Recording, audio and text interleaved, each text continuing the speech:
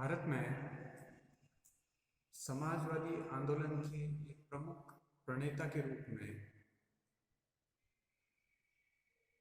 लोकनायक जयप्रकाश नारायण का प्रमुख नाम है। लोकनायक जयप्रकाश नारायण का जन्म 1902 में हुआ और 1979 में 1979 में उन्होंने अपनी अंतिम सांसें ली। वे एक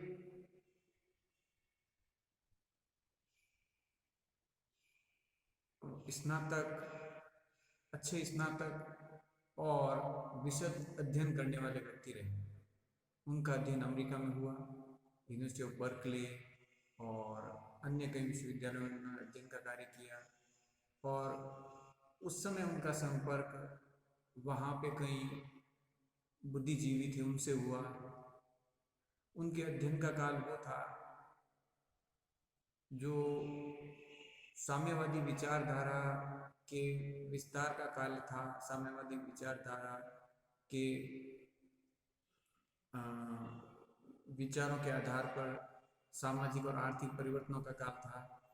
तो तात्कालीन परिवर्तन जो यूरोप में हो रहे थे और जो सोवियत संघ में हो रहे थे और जहाँ 1917 में सरकार की स्थापना हुई और लेनिन और उसके बाद में स्टालिन के अधीन रूस में साम्यवादी विचारधारा का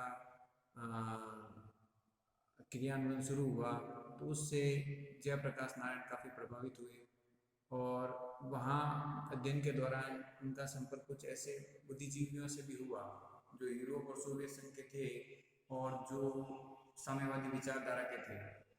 इस प्रभाव से एक मार्क्स के विचारों को उन्होंने काफ़ी ग्रहण किया, मार्क्स से प्रभावित हुए और उसी के अनुसार वे कुछ हद तक मार्क्सवादी भी कहलाए। और उसके पश्चात 1929 में अपना अध्ययन पूरा करके वे भारत लौटे। भारत में आने के पश्चात वो भारत के वातावरण से प्रभावित हुए। भारत में उन्होंने गांधी जी के कार्यक्रमों को देखा, उन्होंने भारतीय राष्ट्रीय कांग्रेस के कार्यक्रमों को देखा, राष्ट्रीय आंदोलन के स्वरूप को देखा और इन सब को देखने के पश्चात उनमें जो मार्क्सवाद के का जो स्वरूप सोवियत संघ में विकसित हुआ था उसके प्रति वो उसके समर्थक नहीं रहे। जो सोवियत संघ का साम्यवादी स्वरूप था उसके वे आलोचक भी हुए। कारण ये था कि हालांकि जब वो अमेरिका में थे तो उनके यूरोपीय और सोवियत संघ के समाजवादी का प्रभाव था, पर भारत आने के पश्चात जो भारतीय विचारक थे और भारतीय संस्कृति और सोच उसका भी प्रभाव वहाँ परिलक्षित हुआ। और 1917 में सोवियत क्रांति के पश्चात बोल्शेविक दल ने जो अत्याचार किए थे, जो क्रूरतम हत्याएं की थी, वो बोल्शेविकवाद और साम्यवाद के विरोध करने का उनका एक प्रमुख कारण बनी। और इसके अलावा भी कई विचारों में वे मार्क्स से सहमत नहीं थे। तो इसके कारण उनमें जो मार्क्स के विचारों का जितना समर्थन उनका अमेरिका में था वो भारत में उतना नहीं रहा। मानवेंद्रनाथ रॉय का प्रभाव नहीं पड़ा। 1920 के आसपास कम्युनिस्ट पार्टी की साम्यवादी दल की भारत में स्थापना में एम.एन. रॉय की प्रमुख भूमिका थी, परंतु कालांतर में एम.एन. रॉय ने खुद साम्यवाद की आलोचना शुरू की और वे उग्र मानववादी रेडिकल ह्यूमनिस्ट के रूप में उभरे। तो एम.एन. रॉय की जो रचनाएं थी उसका भी व्यापक प्रभाव लोकनायक जयप्रकाश नारायण पे पड़ा। अतः अब तक की जो जयप्रकाश नारायण की यात्रा थी, अमेरिका में मार्क्सवाद से प्रभावित होना, भारत में आके मार्क्सवाद के स्वरूप को अलग रूप से समझना, मानवेंद्रनाथ रॉय के विचारों का प्रभाव उन पे होना, गांधी जी के विचारों का प्रभाव होना और भारतीय संस्कृति के पुरातन तत्वों का प्रभाव होना, वो उन सब ने जयप्रकाश नारायण को प्रभावित किया। और 1929 में उन्होंने कांग्रेस को ज्वाइन किया और उसके पश्चात सविनय अवज्ञा आंदोलन में वो सक्रिय हुए। 1932 में सविनय अवज्ञा आंदोलन में उन्हें गिरफ्तार किया गया और इसी गिरफ्तारी के दौरान उनकी मुलाकात तत्कालीन समय में जो समाजवादी विचारधारा के समर्थक थे, मीनू मसानी, डॉक्टर रामानंद लोहिया, अच्युत पटवर्धन और अन्य अनेक विद्वानों से हुई। जब वो जेल से निकल के आए तो उन्होंने एक समाजवादी आंदोलन इन सब नेताओं के साथ मिलकर और सम्मिलित सोच के आधार पर खड़ा करने की कोशिश की, ताकि भारत में समाजवादी व्यवस्था स्थापित की जा सके। इस समाजवादी व्यवस्था का उद्देश्य समाज में आर्थिक और सामाजिक समानता स्थापित करना था। जो विभेद चले आ रहे थे जाति के आधार पे, धर्म के आधार पे, उनको समाप्त करना था। जो विषमताएं गरीबी से उत्पन्न हुई थी या अन्य कई कारणों से उत्पन्न हुई थी, उसको समाप्त करना था। इन सब के बीच 1934 में भारतीय समाजवादी दल की स्थापना कांग्रेस के भीतर एक ग्रुप के रूप में, एक गुट के रूप में हुई। नरेंद्र देव ने उसकी अध्यक्षता की आरंभ में और जयप्रकाश नारायण उसके महासचिव बने। भारतीय समाजवादी दल का जो धड़ा कांग्रेस के भीतर ही निर्मित हुआ था, उसके निर्माण में जयप्रकाश नारायण का बहुत बड़ा योगदान रहा। संगठन को खड़ा करने में उनका बड़ा योगदान रहा। इसी संदर्भ में आरंभ में उन्होंने साम्यवादी जो दल था उसके साथ संयुक्त मोर्चा बनाने की भी वकालत की, परंतु द्वितीय विश्व युद्ध के शुरू होने के बाद में साम्यवादी दलों की जो राष्ट्रीय आंदोलन के बारे में सोच थी, अंग्रेजों के बारे में जो सोच थी या उनके जो विचार थे, उससे वो सहमत नहीं दिखे। राष्ट्रीय स्तर पर विभिन्न नीतियों को क्रियान्वित करने में साम्यवादियों की जो सोच थी और समाजवादी दल जो कांग्रेस के भीतर था उसकी जो सोच थी, वो सोच काफ़ी अलग अलग थी। इन कारणों से उन्होंने फिर विरोध किया, जिसकी बात उन्होंने पहले समर्थन किया था कि संयुक्त मोर्चा साम्यवादियों के साथ खड़ा किया जाए, उसी का उन्होंने स्वयं विरोध किया कि नहीं, अब ये संभव नहीं है। इसी दौरान 1942 में कांग्रेस, भारतीय राष्ट्रीय कांग्रेस ने 1942 में भारत छोड़ो आंदोलन की शुरुआत की। डॉक्टर लोकनायक जयप्रकाश नारायण इस आंदोलन में पूर्ण तन्मयता से जुटे। उन्होंने आंदोलन को सफल बनाने के लिए आंदोलन का नेतृत्व किया कई जगहों पे, और इसी दौरान वे गिरफ्तार भी हो गए। उन्हें हजारीबाग जेल में रखा गया। हजारीबाग जेल से वह अपने कई साथियों के साथ दीवार फांद के निकल गए और पुनः संगठन का काम करने लगे ताकि आंदोलन को सफल बनाया जा सके।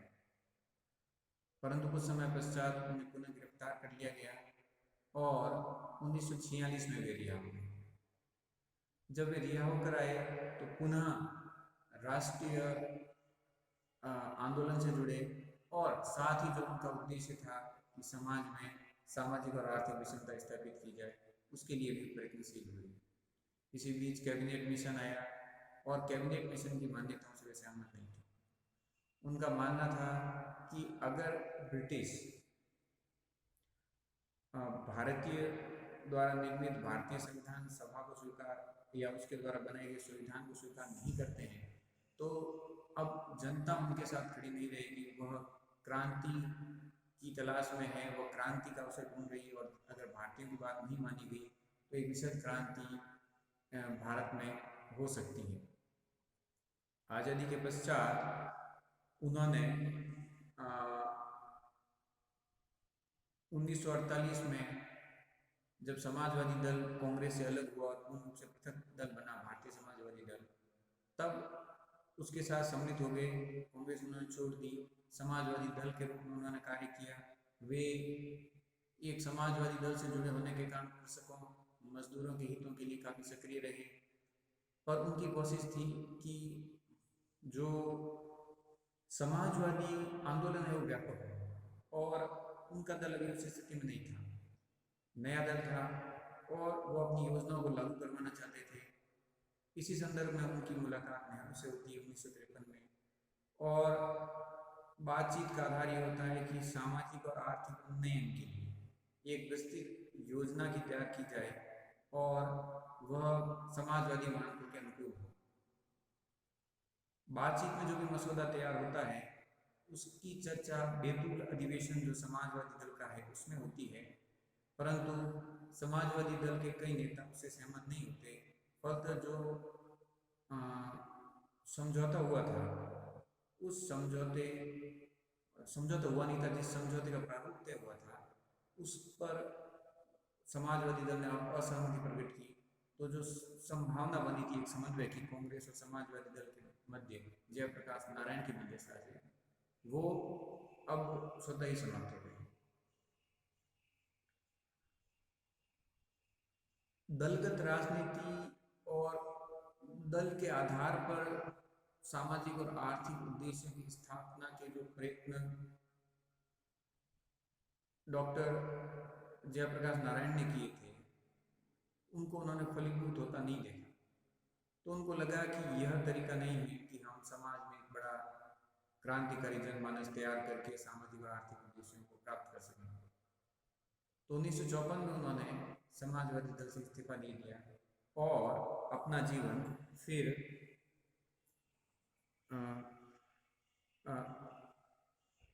एक सामाजिक और आर्थिक उद्धार के लिए सर्वहारा वर्ग के उदय के लिए कार्यक्रमों में लगाया। तो उन्होंने सर्वोदय पर बहुत ज़्यादा बल दिया। इसी दौरान उनका ये भी मानना रहा और इस संदर्भ में वो गांधी जी से प्रभावित थे कि जो लक्ष्य है सामाजिक और आर्थिक समानता की प्राप्ति का और विषमताओं की समाप्ति का, वह लक्ष्य अब केवल संस्थागत परिवर्तनों से, सरकार को बदलने से या कुछ नीतियों को लागू करके नहीं किया जा सकता है। केवल बाह्य ढांचे में परिवर्तन से समाज में सुधार नहीं आ सकता। तो विकल्प क्या है? इस संदर्भ में फिर जयप्रकाश नारायण गांधी जी के विचार को स्वीकार करने लगते हैं कि अब विकल्प यह है कि आंतरिक परिवर्तन, मनुष्य का परिवर्तन, मनुष्य का सुधार से समाज सुधार। तो अब उनका दृष्टिकोण दल के आधार पर परिवर्तन नहीं रहा, एक समाज सुधार और मनुष्य सुधार के आधार पर एक व्यवस्था परिवर्तन की तरफ वो झुकने लगते हैं और आगामी 10-15 वर्षों तक वो उसी में सक्रिय रहते हैं, सामाजिक उद्धार के कार्यक्रमों में और सर्वोदय के कार्यक्रमों में जुड़े रहते हैं। 60 के दशक के अंत तक विभिन्न परिस्थितियां ऐसी उत्पन्न होती है, सामाजिक आर्थिक परिस्थितियां, जो उनको पुनः राजनीतिक तरफ झुकने के लिए विवश करती हैं। गुजरात में नवनिर्माण आंदोलन की शुरुआत हुई, वो तत्कालीन परिस्थितियों, सामाजिक आर्थिक परिस्थितियों, सरकार की नीतियों और स्थितियों के कारण हुई थी। तो उस गुजरात नवनिर्माण आंदोलन का नेतृत्व लोगों के अनुरोध पर जयप्रकाश नारायण ने किया और उन्हें उस आंदोलन में काफ़ी सफलता भी प्राप्त हुई। इस प्रक्रिया के दौरान और इस आंदोलन के दौरान कुछ समय पश्चात बिहार में भी बेरोजगारी बढ़ने लगी थी, महंगाई बढ़ने लगी थी और सरकार की कई नीतियों का लोग विरोध करने लगे थे, क्योंकि जो आवश्यक वस्तुएं हैं जीवन यापन की, वह भी पूरी नहीं हो पा रही थी। तो जयप्रकाश नारायण ने पुनः एक आंदोलन छेड़ा, जिसे आने वाले समय में बिहार आंदोलन कहा गया और इसका उद्देश्य था कि सरकार को बाध्य किया जाए कि वह विधानसभा भंग करे और इस्तीफा दे, ताकि जनता की समस्याओं का निस्तारण जनता द्वारा गठित नई सरकार द्वारा किया जा सके। इसी आंदोलन के नेतृत्व में 1974 में 5 जून 1974 को पटना के गांधी मैदान में एक बड़ी सभा होती है, जहां हजारों की संख्या में लोग आते हैं और इसी आंदोलन के दौरान, इसी भाषण के दौरान वह कहते हैं कि अब छोटे बड़े परिवर्तनों और आंदोलन से नहीं होगा, हमें एक संपूर्ण क्रांति की आवश्यकता है। वह क्रांति जो समाज में सामाजिक और आर्थिक विषमता को दूर कर सके। और उनकी इस संपूर्ण क्रांति के आह्वान को बड़ा व्यापक समर्थन मिलता है और एक बड़ा आंदोलन उभर के आता है, जिसे हम बिहार आंदोलन के रूप में जानते हैं। इसी के कुछ समय पश्चात 1975 में इंदिरा गांधी के चुनाव संबंधित मामले में इलाहाबाद हाई कोर्ट इंदिरा गांधी को दोषी मानता है और ये एक ऐसा निर्णय था जिसने जयप्रकाश नारायण को पुनः प्रेरित किया कि अब राष्ट्रीय स्तर पर भी भ्रष्टाचार के खिलाफ खड़ा होना चाहिए। और इसी आधार पर उन्होंने पुनः संपूर्ण क्रांति का आह्वान करते हुए दिल्ली के रामलीला मैदान में एक सभा का आयोजित किए और पुनः अपने उद्देश्य को दोहराया, संपूर्ण क्रांति। और संपूर्ण क्रांति के इसी आह्वान में लाखों लोग उसमें जुटे और जयप्रकाश नारायण द्वारा चलाया गया भ्रष्टाचार विरोधी और सामाजिक आर्थिक विषमता समाप्त करने संबंधी जो आंदोलन था वह अब व्यापक रूप ले चुका था। और इसी दौरान उन्होंने ये भी आह्वान किया, जो रामधारी सिंह दिनकर का कविता का एक अंश है कि सिंहासन खाली करो जनता आती है। तो प्रयत्न ये था कि जनता को जोड़ा जाए आंदोलन से, जो सरकार बनाने और हटाने और जो दलों तक सीमित रह गई है लोकतंत्र, उसको उसके स्थान पर एक ऐसी व्यवस्था स्थापित हो कि जनता स्वयं ये निर्णय करे, और अगर कोई भ्रष्टाचार है या समाज में कोई व्याधि उत्पन्न हुई है तो लोगों में लोकतंत्र के प्रति, अपने कर्तव्यों के प्रति, अपने अधिकारों के प्रति सक्रियता बढ़े। अब ये आंदोलन इतना व्यापक हुआ कि इंदिरा गांधी ने आपातकाल को लागू किया और आपातकाल आगामी 2 साल तक रहा।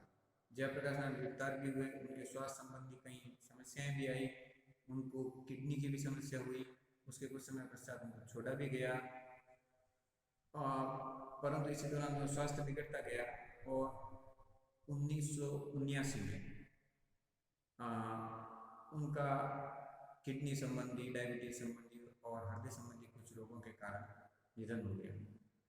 पर जयप्रकाश नारायण ने जो कुछ दिया वह भारत के लिए सीखने को बहुत कुछ था।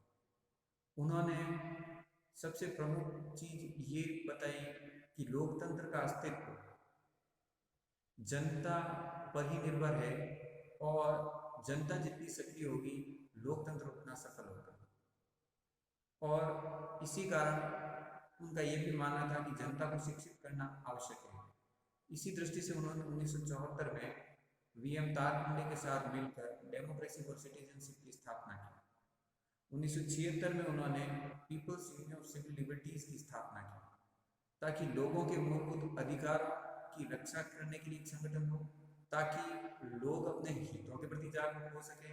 और जब लोग अपने हितों के प्रति जागरूक होंगे या जनता का एक बड़ा वर्ग समाज की आवश्यकताओं के प्रति जागरूक होगा और केवल वहां तक सीमित नहीं रहेगा कि वोट दे दिया और अब हमारा दायित्व पूर्ण। जब वो जागेगा कि वोट देने वाले अपने कर्तव्य के प्रति जागरूक हैं या नहीं है, अगर वो कोई गलती कर रहे हैं, भ्रष्टाचार कर रहे हैं, तो उनको कैसे समाप्त किया जा सकता है या वो उनको कैसे जवाबदेह बना सकता है, तभी लोकतंत्र की सच्चे मायने में स्थापना होगी। तभी सामाजिक और आर्थिक विषमता का जो समाजवादी लक्ष्य है पूरा किया जा सकेगा। आज भी भारत जयप्रकाश नारायण के आंदोलन को एक लोकतंत्र के एक बड़े मील के पत्थर के रूप में देखता है, जिसने लोकतंत्र को एक नवीन दिशा दी। इंदिरा गांधी की सरकार का भी पतन हुआ, 3 साल तक विभिन्न दलों की सरकार बनी, आपसी संबंधी से क्या भाग हो सरकार टूटी भी, परंतु समाजवादी सरकार रही या न रही, जयप्रकाश नारायण ने जो आंदोलन का खड़ा किया था वह लोकतंत्र के लिए सदैव एक गौरव स्तंभ रहेगा। इस संदर्भ में उनके योगदान को मानते हुए भारत सरकार ने 1999 में उन्हें भारत रत्न से भी सम्मानित किया। राजनीतिक विज्ञान की दृष्टि से भारतीय शासन और राजनीति में उनका जो समाजवादी आंदोलन का प्रभाव था उसका अध्ययन हमने किया, पर उनके राजनीतिक और आर्थिक और समाज व्यवस्था संबंधित विचार क्या थे उसका अध्ययन हम कालांतर में करेंगे।